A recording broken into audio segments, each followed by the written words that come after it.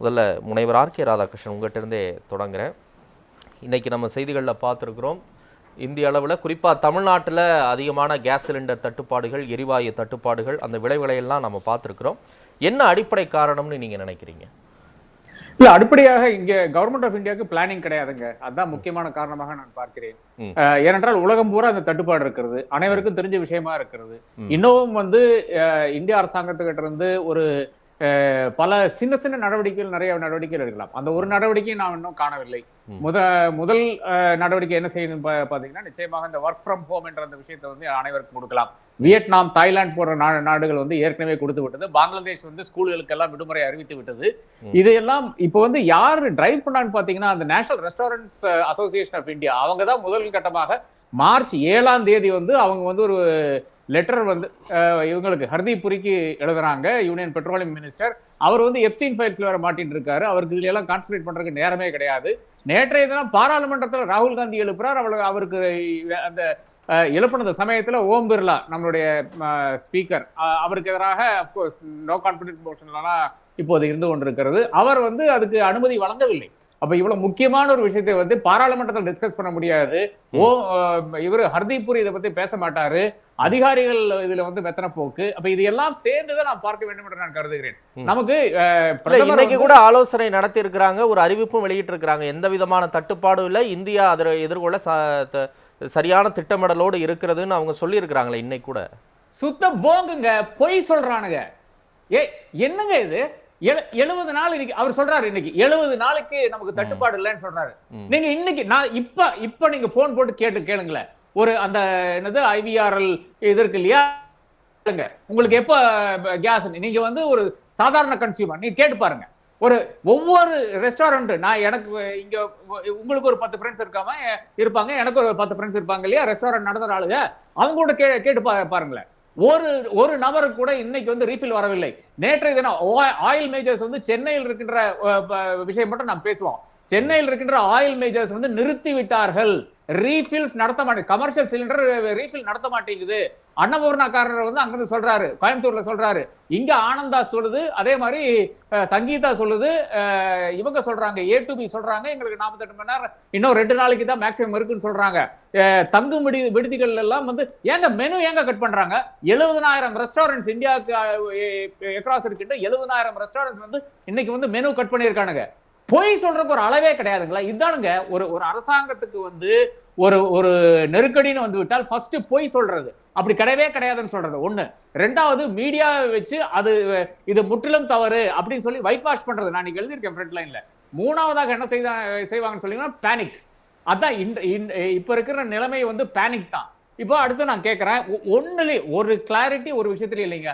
பாம்பேலையும் டெல்லியிலையும் இது cooking case இருக்கு இல்லையா, பைப்பு மூலியமாக கொடுத்து கொண்டிருக்கிறாங்க. இந்திரபிரஸ்தா கேஸ் டெல்லியில, மும்பைல நம்ம ஐ திங்க் ரிலையன்ஸ் நினைக்கிறேன்.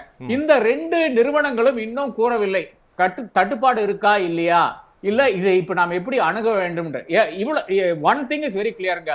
கத்தர்ல இருந்து கேஸ் வராது. கத்தர்ல இருந்து தான் நமக்கு பெரும்பாலான கேஸ் கொண்டிருக்கு. அங்கிருந்து கேஸ் வராது.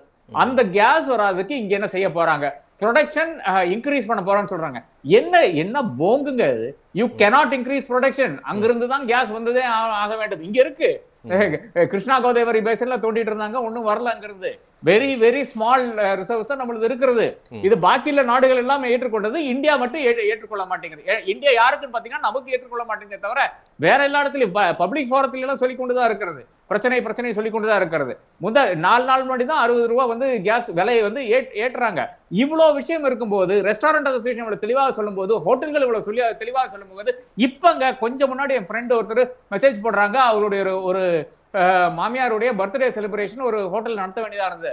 ஹோட்டல் கூப்பிட்டு சொல்லிட்டாங்களாமா, எங்கனால கேஸ் சப்ளை பண்ண முடியாது, நீங்க கேஸ் எடுத்துட்டு வந்தீங்கன்னா நான் சமைச்சு கொடுக்குறாங்க. இது நிலைமைங்க இன்னும் தமிழ்நாட்டுல சென்னையில இன்னைக்கு 6:35 இருக்கிற நிலைமை நான் சொல்றேன். பொய், அப்பட்டமான பொய் சொல்லிக் கொண்டிருக்கிறார். இதுக்கு நடுவில் என்ன நடக்க போகுது? நாளைக்கு பிரதமர் கேரளாவுக்கு தமிழ்நாடுக்கு வர போறாரு. எலெக்ஷன் டூர்ல தானுங்க இருக்காங்க. வேற ஒன்னுலயுமே கான்சென்ட்ரேஷன் கிடையாது. ஈரான் போர் வெடிக்கும் போது எங்க இருந்தாரு தெரியுமா? இங்க மதுரையில் இருந்தாரு. மதுரைக்கு அதே மாதிரி மதுராந்தகத்தில் இருந்தாரு, முடிச்சுட்டு போனாரு. அதாவது இங்க இருந்து முடிச்சிட்டு போறாரு. அதன் பிறகுதான் கேபினெட் கமிட்டி ஆன் செக்யூரிட்டியை மீட் பண்ணதுங்க. சண்டே நைட் மீட் பண்ண நான் எழுதியிருக்கேன் இதை பத்தி. அதாவது ஒரு பிரதமருக்கு வந்து டெல்லியில் இருந்து கொண்டு மானிட்டர் பண்ண வேண்டும் என்ற அந்த அக்கறை கிடையாது. இந்த நாட்டு மேல ஒரு அக்கறை கிடையாது. தேர்தல் மேல மட்டும்தான் அக்கறை வருது. அப்ப தேர்தலுக்காக இருக்கின்ற கட்சி, தேர்தலுக்காக இருக்கின்ற ஒரு அரசாங்கம், தேர்தலுக்காக நடத்துகின்ற ஒரு அரசு, இதுதான் இன்னைக்கு முக்கியமான அனௌன்ஸ்மெண்ட். என்ன உலகத்திலேயே ஹிமந்தா பிஸ்வா சர்மா வந்து 9,000 rupees வந்து பெண்களுடைய 40 லட்சம் பெண்களுடைய அக்கௌண்ட்ல போட போறேன் அப்படின்னு சொல்றாரு. அப்படி இருந்து கூட அவருக்கு அடுத்த பிரச்சனை என்னன்னு பாத்தீங்கன்னா, அவர் திடீரென்று போட முடியாதாம, ஏன்னா தேர்தல் தள்ளி போறதுக்கான வாய்ப்பு இருக்கு அப்படின்னு சொல்றாரு. இது பாஜகவினுடைய பொதுவான இருக்கின்ற அர்த்தனை. ஏங்க பாராளுமன்றம் நடந்து கொண்டிருக்கு இல்லையா? நேற்று ஹர்தீப் புரி ஒரு ஸ்டேட்மெண்ட் கொடுக்க வேண்டியதானே? முதல் முறையாக எப்போ ஒத்துக்கொள்கிறாரு தெரியுமா? ஒரு பிரச்சனை இருக்குன்னு எப்போ ஒத்துக்கொள்கிறாரு தெரியுமா? நேற்று நைட் 11:30 ஒத்துக்கொள்கிறார்கள். ஆயில் மேஜர்ஸ் அப்பதான் பேசுறாங்க, பெட்ரோலியம் மினிஸ்ட்ரி அப்பதான் பேசுது.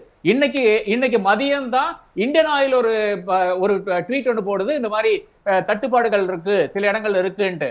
பல இடங்கள்ல வந்து வீடுகளுக்கு வந்து இப்ப புக்கே பண்ண முடியாத ஒரு நிலை இருக்கிறது. இது உண்மையா பொய்யா? இதுதான் நீங்க அனைவரும் வந்து, நான் சொல்றது யாரும் நம்ப வேண்டாங்க. ஒரு போன் போட்டு உங்க கேஸ் ஏஜென்ட் கேளுங்க, எப்போங்க கேஸ் வரும்ட்டு. யாருக்கும் ஒரு ஐடியாவே கிடையாது. ஏன்னா கேஸ் கிடையாது. பல ஏஜென்சிஸ் கிட்ட, அட்லீஸ்ட் 90% வருகின்ற ஏஜென்சிஸ் கிட்ட இன்னைக்கு கேஸ் கிடையாது. அவங்களால கொடுக்க முடியாது. அவங்க ஹோல்ட் பண்ணலங்க, அவங்க ஒளிச்சு வைக்கல. அப்ப நான் கேட்கிறேன், நேற்று மட்டும் ஃபில் பண்ண கேஸ் எங்கன்னு கேட்கிறேன். அப்ப அதை யார் ஹோல்ட் பண்றாங்க கேட்கிறேன். அது எந்த அரசாங்க ஏஜென்சி எடுத்து வச்சிருக்குன்னு கேட்கிறேன். யாருடைய லாபத்துக்காக அதை வச்சிருக்காங்கன்னு கேட்கிறேன். சரி, இப்ப இதுக்கு இந்த போர் முடிஞ்சாதான் இதுக்கு தீர்வு கிடைக்குமா? இப்ப ரொம்ப அதிதீவிர நிலைக்கு போயிருச்சுன்னு சொல்றீங்க. இப்ப இனி வரக்கூடிய நாட்களை எப்படி சமாளிக்க போறோம் நம்ம நினைக்கிறீங்க? ஒரு பிளான் வேணுங்க. ஒரு அரசாங்கம் வேணும், ஒரு பிளான் வேணும். என்ன பிளான் சொல்லியிருக்காங்க இவங்க? ஏதாச்சும் ஒரு பிளான் சொல்லியிருக்காங்களா? இப்ப வந்து இன்னும் அடுத்து தட்டுப்பாடு எங்கெங்க வருதுன்னு தெரியுமா? வேலைகள்ல வரப்போகுதுங்க. இப்ப வந்து ரெஸ்டாரண்ட்ல வந்து மெனு குறைக்கும் போது கிக் ஒர்க்கர்ஸ் இருக்காங்க இல்லையா? நியர்லி 7 கோடி 8 கோடி மக்கள் வந்து, இளைஞர்கள் வந்து இன்னைக்கு இதுல அந்த ஸ்விக்கியிலையும் ஜொமேட்டோலையும் வந்து டெலிவர் பண்ணிட்டு அன்றாட வாழ்க்கையை வந்து நடத்தி கொண்டிருக்கிறார்கள். அவர்களுக்கு பிரச்சனை வரப்போகுது ஒண்ணு. ரெண்டாவது, ஓலா ஊபர் ஓட்டுறவர்களுக்கு வந்து இந்த சிஎன்ஜி கேஸ்ல, எல்என்ஜி கேஸ்ல ஓட்டி கொண்டிருக்கிற நபர்களுக்கு பிரச்சனை வரப்போகுது. ஆட்டோக்கள், கேஸ்ல ஓடுற ஆட்டோகளுக்கு பிரச்சனை வரப்போகுது. எத்தனை ஆட்டோ ஓடுதுங்க இந்தியால? நமக்கு யாருக்காச்சும் கணக்கு இருக்கா? அதை தாண்டி இன்றைய தினம் புனே முனிசிபாலிட்டி அறிவித்திருக்கிறது, கேஸ் கிரிமட்டோரியங்கள் இயங்காது என்று அறிவிக்கிறது. அப்ப செத்தாலும் பிரச்சனை தானுங்க. கேஸ் கிரிமட்டோரியம் இயங்காதாமா. நல்ல வேலை பெசன் நகர்ல வந்து நம்ம எலக்ட்ரிக் கிரிமட்டோரியம் வச்சிருக்கோம். நாமெல்லாம் செத்தா ஒன்றும் பிரச்சனை கிடையாது. பட் அங்க இங்க அண்ணா நகர்ல பிரச்சனைங்க, கேஸ் கிரிமட்டோரியம் அண்ணா நகர்ல.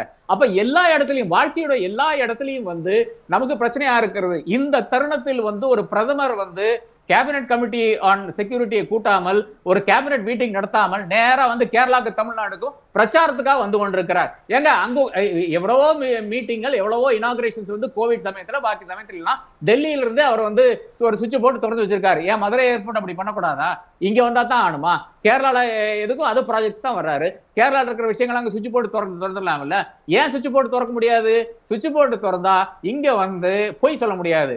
கேரளா வந்து மோசமான மாநிலம், கேரளா ஸ்டோரி 2 வந்து ப்ரமோட் பண்ண முடியாது, தமிழ்நாட்டில் வந்து திமுக வந்து எதிராக பேச முடியாது.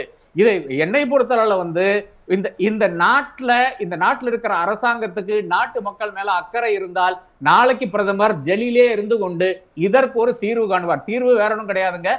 நாம வந்து ரஷ்யா கிட்ட போய் கெஞ்சலாம். பாக்கி எவ்வளவோ ஆயில் ஃபீல்ட்ஸ் வந்து வேற, அவங்ககிட்டயும் ஆயில் ஃபீல்ட்ஸ் இருக்கு, நம்மகிட்டயும் ஆயில் ஃபீல்ட்ஸ் இருக்கு, பல இடங்கள்ல இருக்குது. எங்கெல்லாம் ப்ரொடக்ஷன் அதிகரிக்க முடியும்? இது உட்கார்ந்து ஒரு பிரதமர் வந்து விலக்கி கொண்டுதானுங்க வர வேண்டும். அதை விட்டு பாராளுமன்றத்தை விட்டு ஓடக்கூடிய ஒரு பிரதமர் தான் நாளைக்கு இங்க வந்து கேரளாவுக்கு, தமிழ்நாடு வந்து கொண்டிருக்கிறார். அவர்கிட்ட நாம பகிரங்கமான இதுக்கான பதில் கேட்க வேண்டும்.